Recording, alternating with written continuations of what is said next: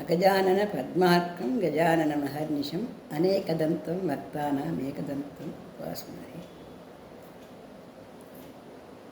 இந்த குரு பயிற்சி மகர ராசிக்காரர்களுக்கு எப்படி இருக்குது அப்படின்னு பார்க்கலாமா?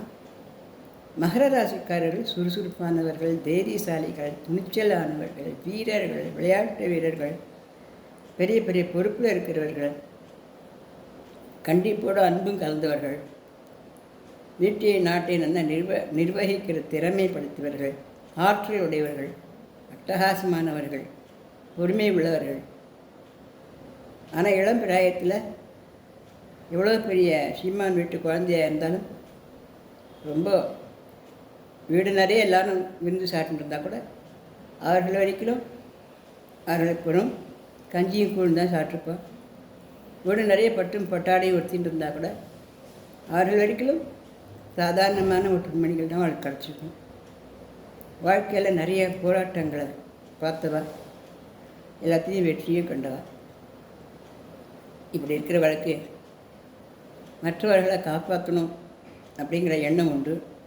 காவல்துறை அதிகாரிகள், பெரிய பெரிய மடாதிபதிகள், பெரிய சினிமாவில் ரொம்ப பிரபலமாக இருக்கிறவா, பெரும் பாடகர்கள், படிப்பாளிகள், படிப்பறிவாளிகள், இப்படி சொல்லிகிட்டே போகலாம். மகர ராசி உழைப்பும் நேர்மையும் சிறப்பும் திறமையும் செயல்திறனும் கொண்டது. இந்த மகர ராசிக்காரர்களுக்கு இப்போ குரு பெயர்ச்சி எப்படி நடக்கிறது பார்க்கலாம். தற்சமயம் இவ தன்னோட உடம்பு நல்லபடியாக பார்த்துக்கணும்.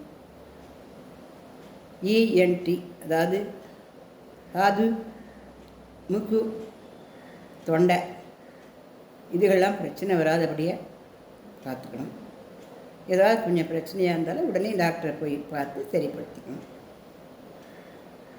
தினமும் காலையில் எழுந்து உடனே நல்லா பல் தேய்ச்சிட்டு ஒரு ஸ்பூன் நல்லெண்ணெய் எடுத்து வாயில் எடுத்து நல்லா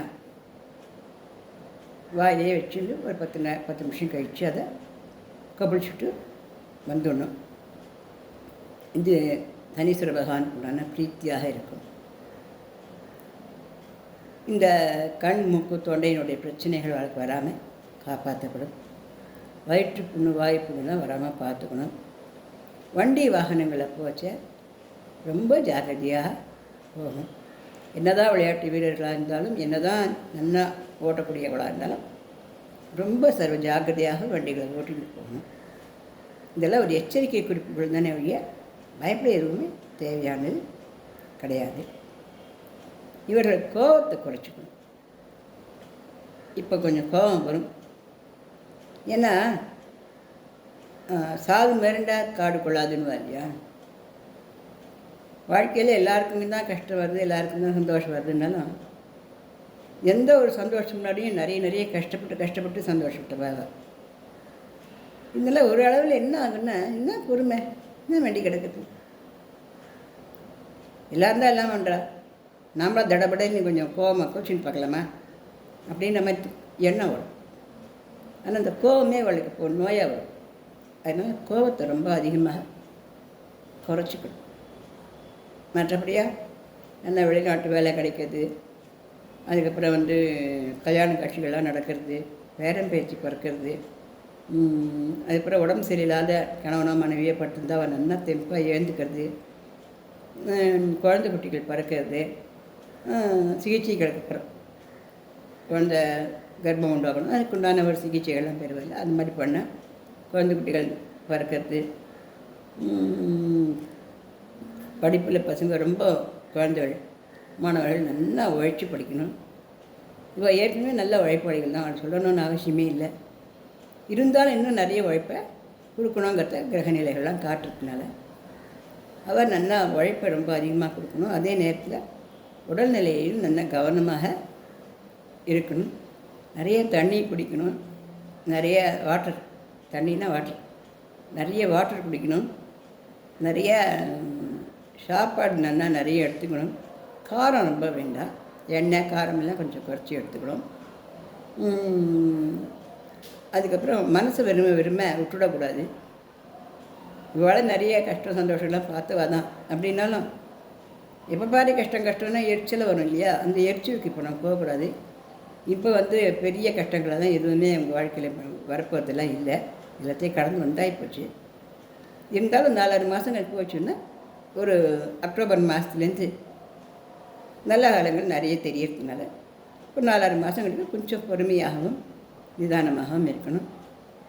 இந்த ராசி கர்ப்பிணி பெண்கள் டாக்டர் சொல்ல முறைப்படி தன்னோட உடம்பை நல்லபடியாக பார்த்துக்கணும். குழந்தை குட்டிகளாக இருந்ததுன்னா அதுகளுக்கெல்லாம் இந்த பிரைமரி காம்ப்ளெக்ஸு, செளி, மூச்சிழைப்பு, நுரையீரல், அப்புறம் மலச்சிக்கல், இந்த மாதிரி குழந்தைகள் தொந்தரவு இருந்ததுன்னா மகர ராசி குழந்தைகளுக்கு டாக்டர்கிட்ட அழைச்சின்னு போய் அது நல்ல சிறப்பான முறையில் வைத்தியம் பண்ணி குழந்தைகளை நல்லபடியாக பார்த்துக்கணும். மற்றபடி எல்லாமே நல்லபடி நல்லா தான் இருக்குது. ஆனால் ரொம்ப ஓஹோ ஓஹோ அப்படின்னு சொல்கிறபடியான ஒரு நிலையில் இப்போ 4-6 மாதங்களுக்கு இல்லை. அதனால் கொஞ்ச நாட்களுக்கு பொறுமை காத்துட்டு ஒரு அக்டோபர் மாதத்துக்கு மேலே நம்ம இன்னும் நல்லா ஜோராக சந்தோஷமாக வாழ்க்கையை ரன் பண்ணிட்டு போயிட்டே இருக்கலாம். பணம் காசு குறைவுலாம் இருக்காது.